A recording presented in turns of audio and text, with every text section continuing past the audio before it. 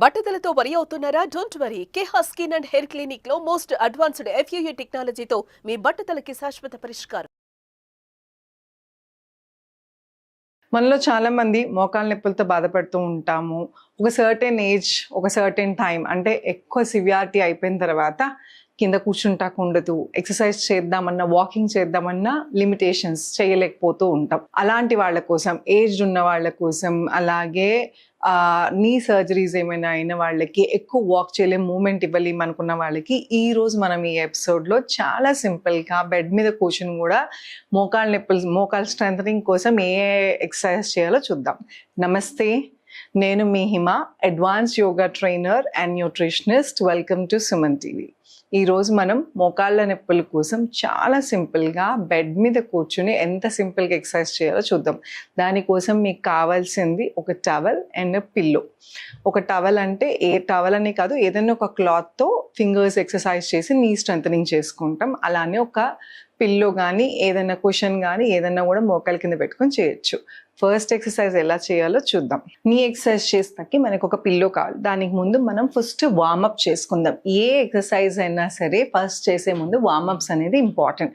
So మీరు కూర్చుని చేసినా కూడా మీరు ఇలా నిటారుగా కూర్చుని బెడ్ మీదే కూర్చుని పాదాలు ముందుకి వెనక్కి, ముందుకి వెనక్కి, ముందుకి వెనక్కి, అలాగే రొటేషన్ 1 2 3 4, రివర్స్ 1 2 3 4.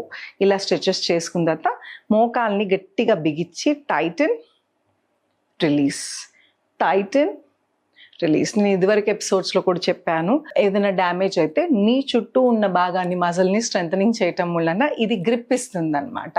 అండ్ నీ పెయిన్స్ ఉన్న వాళ్ళు, ఆల్రెడీ పెయిన్ స్టార్ట్ అయిపోయి ఉంటే కొన్ని జాగ్రత్తలు తీసుకోవాలి. ఇలాగ ఎక్కువ ఎక్సర్సైజెస్ అంటే వాకింగ్కి వెళ్ళినప్పుడు నీ ప్యాడ్స్ వేసుకోవటము, అప్పుడప్పుడు మన బాడీలో మూమెంట్ సరిగ్గా లేనప్పుడు కూడా ఈ నీ ట్రిగర్ అవుతూ ఉంటుంది. సో సిట్టింగ్ జాబ్స్ చేసేవాళ్ళు అంటే సాఫ్ట్వేర్ ఎంప్లాయీస్ కానీ, ఏదైనా కూర్చుని జాబ్ చేసేవాళ్ళు మధ్యలో ఒకసారి లేసి అటు ఇటు వాక్ చేసి అట్లీస్ట్ ఒక 30-40 మినిట్స్కి ఒక బ్రేక్ తీసుకుని వాక్ చేస్తాం వలన మోకాల దగ్గర పెయిన్స్ ఎక్కువ అవ్వకుండా ఉంటాయి, మూమెంట్ ఉంటుంది, బ్లడ్ సర్క్యులేషన్ జరుగుతుంది, రక్త ప్రసరణ చక్కగా జరగటం వలన కాళ్ళ నొప్పులు అనేవి తగ్గుతాయి, ఫ్యూచర్లో డ్యామేజ్ అవ్వకుండా ఉంటాయి. ఫస్ట్ ఎక్సర్సైజ్ ఏం చేద్దామంటే, మీకు కావాల్సింది ఒక పిల్లో. మోకాలు కింద పెట్టుకుని లేకుండా కూడా చేయొచ్చు, బట్ సివియర్ కేసెస్లో మాత్రం సపోర్ట్ ఉంటే కొంచెం ఈజీగా ఉంటుంది. ఇప్పుడు మనం ఏం చేయబోతున్నామంటే, మోకాల దగ్గర గట్టిగా బిగబెట్టాలి, టైటన్ చేయాలి. టైటన్ చేసినప్పుడు కౌంట్ చేద్దాం. 1 2 3 4 5 6 7 8. అలాగే ఇంకో వైపుకి, ఎడం వైపు కూడా టైటన్ 1 2 3 4 5 6 7 8. బాగా నొప్పి ఉన్నప్పుడు మోకాలు టైటనింగ్ చేసినప్పుడు నొప్పి వస్తాం సహజం, కానీ చేయగా స్లోగా తగ్గుతుంది. ఆల్రెడీ వాపు ఉంది అంటే గుజ్జు అరిగిపోయిన వాళ్ళకి 2 మోకాలు జాయింట్ ఇలా రప్చర్ అయినప్పుడు స్వెల్లింగ్ వస్తుంది, ఉబ్బుతుంది. ఉబ్బినప్పుడు ఏం చేయాలి అంటే ఐస్ ప్యాక్ దొరుకుతుంది, లేదా మీ ఫ్రిడ్జ్లో ఉన్న ఐస్ క్యూబ్స్ని ఒక టవల్ కానీ నాప్కిన్లో కానీ పెట్టి కాసేపు ఇక్కడ పెట్టండి. ఐస్ ప్యాక్కి వాపు తీసేసే గుణం ఉంది. సో ఐస్ ప్యాక్ పెట్టడం మూలాన స్వెల్లింగ్ పోతే అప్పుడు ఎక్సర్సైజ్ చేయండి. ఎక్సర్సైజ్ అంతా అయిపోయిన తర్వాత, అప్పుడు దాకా మీరు మూమెంట్స్ అలవాటు లేని వాళ్ళు కాబట్టి సడన్గా చేసేసరికి కొంచెం మజిల్ పెయిన్ రావచ్చు. ఒకవేళ ఉన్నా లేకపోయినా మజిల్ రిలాక్స్ అవుతాకి హాట్ ప్యాక్ చాలా బాగా పనిచేస్తుంది, అంటే వేడినీళ్ళు కాపడం. సో హాట్ ప్యాక్స్ దొరుకుతాయి బయట, ఎలక్ట్రిక్ అన్వా లేకపోతే మనం మామూలుగా వేడినీళ్ళు పోసిన బ్యాగ్స్ ఉంటాయి కదా, అవన్నీ సరే పెట్టుకోండి. ఇలా చేయటం వలన ఫాస్ట్గా రికవరీ అవుతుంది. ఎక్సర్సైజ్ చేసినప్పుడు అబ్బా నొప్పి వస్తుంది అనకుండా తొందరగా మీరు ఇంకా, అంటే కొంతమంది ఉంటారు ఎక్సర్సైజ్ చేసి 2వ రోజుకి పెయిన్ వస్తుంది కాబట్టి అమ్మో వద్దనుకుంటారు. సో వాళ్ళ కోసం నేను చెప్తుంది ఏంటంటే, పెయిన్ రాకుండా కూడా చేసుకోవచ్చు. ఇలా ఐస్ ప్యాక్ ముందు, తర్వాత ఎక్సర్సైజ్ చేయండి, తర్వాత హాట్ ప్యాక్ పెట్టండి, మీకు చాలా బాగా రిలీఫ్ అయితే వస్తుంది.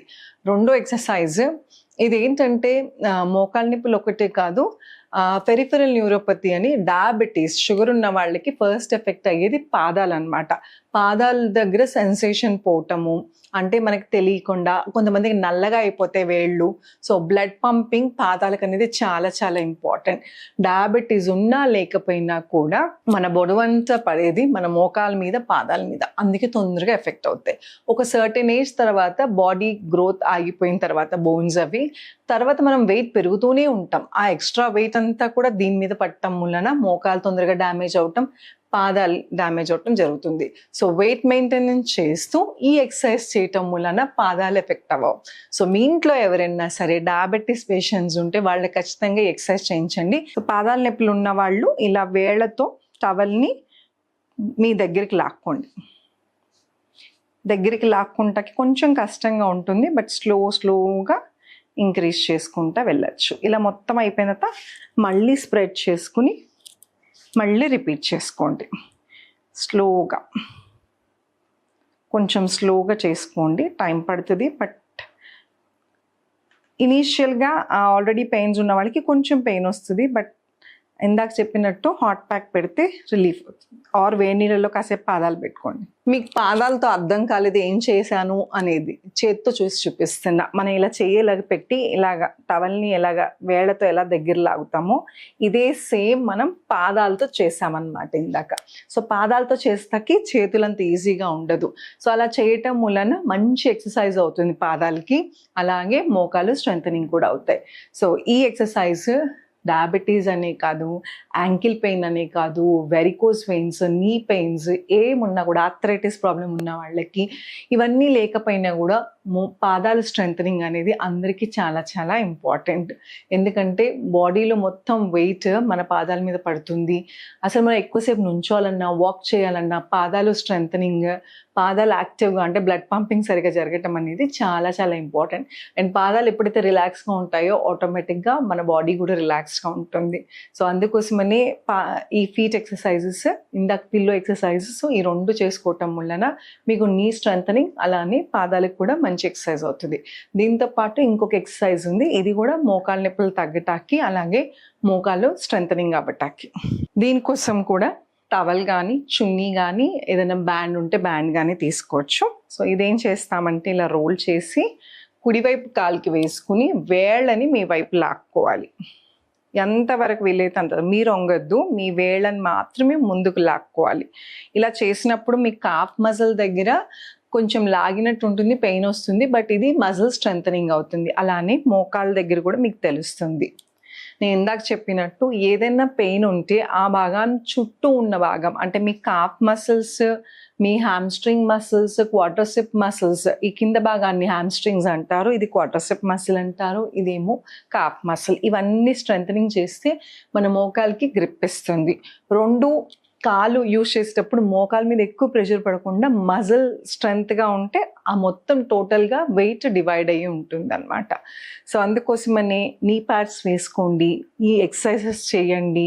వాక్ చేసేటప్పుడు ఎక్కువసేపు మీరు నడిచేటప్పుడు కానీ పని చేసేటప్పుడు కానీ ఈ జాగ్రత్తలు తీసుకుని ఎక్సర్సైజ్ చేస్తే చాలా మటుకు మోకాల నొప్పులు తగ్గుతాయి.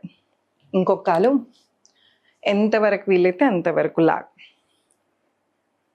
అందిని వాళ్ళు డైరెక్ట్గా చేసుకోవచ్చు, అందని వాళ్ళు టవల్ కానీ చున్నీ కానీ యూజ్ చేయొచ్చు. రిలాక్స్. చూసారు కదా ఎంత సింపుల్గా చేసుకోవచ్చో. కాళ్ళ నొప్పులు తగ్గటానికి, మోకాళ్ళ నొప్పులు తగ్గటానికి వాకింగ్ చేసి హెవీ ఎక్సర్సైజ్ చేయాల్సిన అవసరం లేదు. ఇలాంటి సింపుల్ బేసిక్ ఎక్సర్సైజెస్. అండ్ మేము చేయలేము, మా వయసు అయిపోయింది, ఆల్రెడీ పెయిన్ స్టార్ట్ అయిపోయి డ్యామేజ్ అయిపోయింది అని అనుకోవద్దు. మొత్తం రివర్స్ చేయకపోయినా 10%, 20%, 30% అలా స్లోగా నొప్పి తగ్గించుకుంటూ వెళ్ళచ్చు. ఎంత మీరు ఎక్సర్సైజ్ చేస్తే అంటే రిపిటేషన్ అన్నమాట, పొద్దున సాయంత్రం చేసి తినే ఆహారంలో మార్పులు, కాల్షియం డెఫిషియన్సీ కానీ వైటమిన్ డి డెఫిషియన్సీ ఇలాంటివి ఉంటే మీ డాక్టర్ గారికి చూపించుకుని సప్లిమెంట్స్ అవసరమైతే సప్లిమెంట్స్ కరెక్ట్ టైంలో కరెక్ట్ మోతాదులో సప్లిమెంట్స్ పడితే, అంటే కాల్షియం కానీ వైటమిన్ డి కానీ ఇవేమైనా B12 డెఫిషియన్సీ ఉంటా ఏది ఉన్నా కూడా ఫస్ట్ ఈ జాయింట్ల మీద, కాళ్ళ మీద, పాదాల మీద ఎఫెక్ట్ పడుతుంది. సో అందుకోసం మీరు సప్లిమెంట్స్ తీసుకోండి, మీ ప్రాపర్ డాక్టర్ని కనుక్కొని మీ ఓన్గా ఇష్టం వచ్చినట్టు సప్లిమెంటేషన్స్ చేసినా కూడా ఓవర్డోస్ అయ్యి ఒక్కోసారి ఆర్ మన బాడీకి సెట్ అవ్వక కూడా నొప్పులు ఎక్కువ అయ్యే ఛాన్సెస్ ఉన్నాయి. సో డాక్టర్ గారిని అడిగి సరైన మోతాదులు ఇవన్నీ వేసుకుని దాంతోపాటు ఎక్సర్సైజ్ చేసుకోండి. హాట్ ప్యాక్, ఐస్ ప్యాక్ అనేది ఖచ్చితంగా మీ ఇంట్లో ఉండాలి. లాస్ట్ ఆప్షనే టాబ్లెట్స్, పెయిన్ కిల్లర్స్ జోలికి వెళ్ళొద్దు. లాంగ్ రన్లో ఇంటర్నల్ బాడీ చాలా డ్యామేజ్ అవుతుంది, ఇంటర్నల్ ఆర్గాన్స్. సో అందుకోసమని ఫస్ట్ మీరు చేయాల్సిన ప్రయత్నం చేయండి. రోజుకి ఒక 15 minutes మోకాళ్ళ ఎక్సర్సైజెస్, పొద్దున కాసేపు సాయంత్రం కాసేపు, హాట్ ప్యాక్, ఐస్ ప్యాక్, ఈ 2 పెట్టండి. ఖచ్చితంగా డిఫరెన్స్ ఉంటుంది, మీరే చూస్తారు. సో ఇలాంటి ఎన్నో టిప్స్ కోసం, అలానే చాలామంది అడుగుతున్నారు ఆన్లైన్ క్లాసెస్ ఉన్నాయా, మా వయసు 70-75 అలా అంటున్నారు. ఏజ్తో సంబంధం లేదండి. ఏ ఏజ్ వాళ్ళైనా ప్రపంచంలో ఏ మూల నుంచి అయినా ఆన్లైన్ క్లాసెస్ అవైలబుల్గా ఉన్నాయి. పెద్ద వయసు వాళ్ళైతే బెడ్ మీద కూర్చుని కూడా చక్కగా ఈ యోగా, సింప్లిఫైడ్ యోగా మీకు తగ్గట్టుగా కస్టమైజ్ చేసి మీకు చెప్తాం. ఎవరికైనా ఇంట్రెస్ట్ ఉంటే ఈ కింద స్క్రోల్ అవుతున్న నెంబర్కి కాల్ చేయొచ్చు. Thank you so much. Me Hima.